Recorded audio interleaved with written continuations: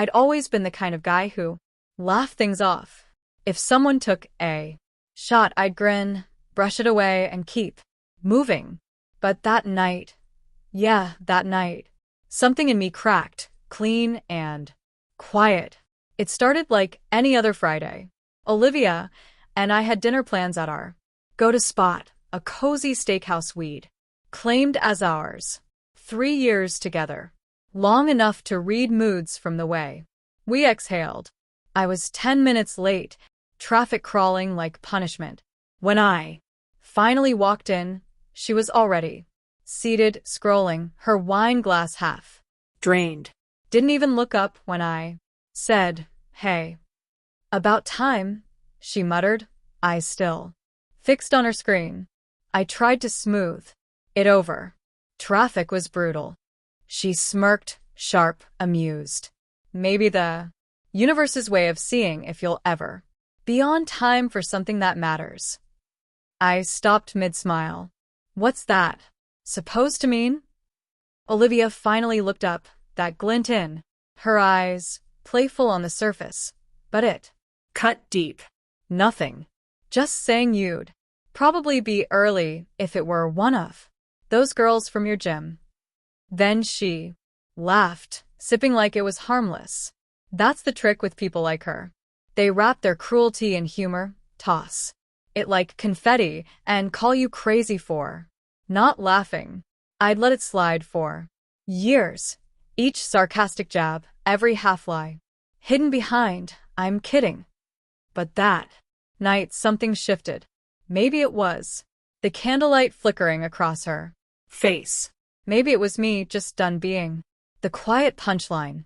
I smiled back. You're right. Maybe I'd be early if it were someone who actually wanted me there. She blinked. Excuse me? I leaned in. You know, someone who doesn't spend half the night scrolling, pretending she's bored out of her mind. Her face hardened. Wow. Sensitive. Much? I was joking, Lucas. That word again. Joking. Her favorite. Armor. I kept my voice steady. Do you remember your friend's wedding last month? She frowned. What about it? You toasted me, said. I'm glad Lucas found someone patient enough to put up with him. Everyone laughed.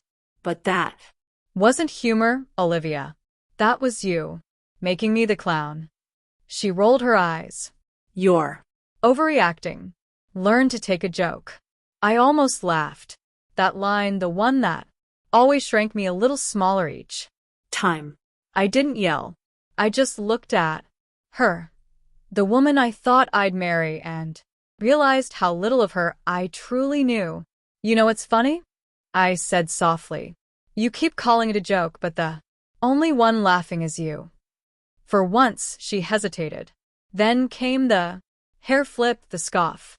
You're being dramatic. Maybe you're not as tough as you think. Maybe not, I said. But at least I'm not cruel enough to call it humor. The silence that followed felt like a verdict. The waiter lingered nearby, menus in hand, unsure. Olivia waved him off. Lucas, seriously? You're really going to get upset over a stupid comment? I stared down at my hands, steady, unshaken. No, Olivia. I'm done calling it stupid. You call it humor, I call it disrespect wrapped in a smile. Something shifted in her eyes then, maybe shock, maybe recognition, but it didn't matter. Because something in me had settled. I wasn't angry. I wasn't hurt. I was finished. Enjoy your dinner, I said, standing. Where are you going? She demanded, voice rising. I turned, meeting her eyes one last time. Somewhere I don't have to keep laughing just to feel loved. Then I walked out, her voice trailing behind me, drowned by the clink of dishes and soft piano chords. She thought her little date jab would fade into the night. She didn't expect the silence that followed. The cool air hit me like a reset, crisp, quiet, real. I stood on the curb, watching headlights smear across rain-slick pavement. My chest felt heavy, but not with regret. It was that ache that comes when you finally pull out a splinter that's been buried too long. By the time I reached my car, my phone was already buzzing. Olivia, are you serious right now? You're really leaving over a joke? This is ridiculous, Lucas. I stared at the screen, thumb hovering over reply, then locked it. For once, she could sit in the silence she'd never allowed me. As I drove home, city lights blurred into ribbons of gold and white. Each passing mile peeled off a layer of exhaustion I'd been wearing for years. I wasn't angry anymore, just drained from being the quiet target in my own story. At home, I poured a drink and sank into the couch. The silence was thick, but not empty. Most people would have called it lonely. I called it peace. For the first time in forever, no one was laughing at me. An hour later, another vibration. Olivia, you know I didn't mean it like that. You always take things too seriously. Can we just talk? I didn't respond. Not out of spite, but because I finally understood. If you have to explain respect, it's already gone. Morning came with knocking. Lucas, come on, open up. Her voice was small, cracked. I opened the door halfway. Red eyes. Smudged makeup. The same coat from last night. I didn't sleep, she blurted. I kept thinking about what you said. Maybe I went too far. For a second, I saw the Olivia I'd once loved. The one who held my hand through storms. Who stayed up just to talk about nothing at all. But that version of her had been gone a long time. I stepped aside. She walked in, wary like I might explode. I'm not here to fight, I said. Then what? She asked. To say goodbye? I nodded. To say I finally get it. She frowned. Get what? That love doesn't survive on jokes that make one person feel small. You call it teasing, but every punchline carved a piece off me. She folded her arms. So that's it? You're ending us over a few comments. No, I said softly. I'm leaving because you never thought they mattered. That's the real issue. She sighed, rolling her eyes. You're so dramatic sometimes. And that was it. The final crack. The same dismissive tone that had always shut me down. I smiled faintly. Maybe. But at least I'm not cruel and calling it charm. Her eyes shimmered, but the tears stayed put. You'll regret this, Lucas. I opened the door, gesturing toward the hallway. Maybe. But at least I'll regret it in peace. She hesitated, then grabbed her bag and left. The door clicked, soft, final.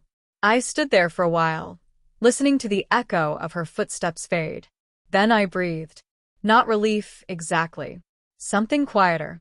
Freedom, with a bruise on it. A week later, a mutual friend mentioned Olivia had been saying I couldn't take a joke. I just smiled. Let her have that story. The truth was simpler. She mistook kindness for weakness, and respect for humor. People like her always do. A month passed. Life felt lighter. I read again. Went back to the gym. Reconnected with the parts of myself I'd left behind. Sometimes I thought about her. The smirk, the digs that felt like paper cuts. But mostly I thought about how good it felt not to flinch anymore. Because the best comeback isn't a line you throw back. It's what you do next.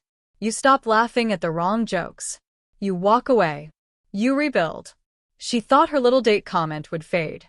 She never saw the silence coming. Or the man who finally stopped laughing.